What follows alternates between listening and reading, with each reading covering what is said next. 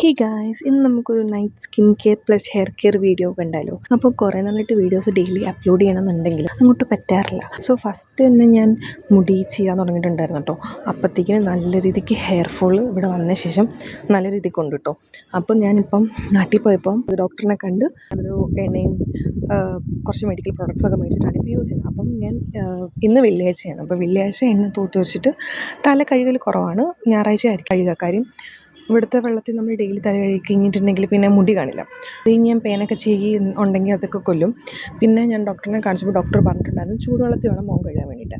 അപ്പം ഇവിടെ ഹീറ്റർ ഉള്ളതുകൊണ്ട് ഞാൻ ചൂടുവെള്ളത്തിലാണ് മുഖം കഴുകാറുള്ളത്. അങ്ങനെ കഴുകി കുളിച്ച് കഴിഞ്ഞ ശേഷം വന്ന് മുടിയെല്ലാം ഒന്ന് കിട്ടിക്കഴിഞ്ഞ് എൻ്റെ മൂക്കിൽ നോക്കിക്കഴിഞ്ഞാൽ ചെറിയ ചെറിയ കുരു കാണാം. അപ്പോൾ അതിനൊരു ഓയിൽമെൻറ്റ് തന്നിട്ടുണ്ട്.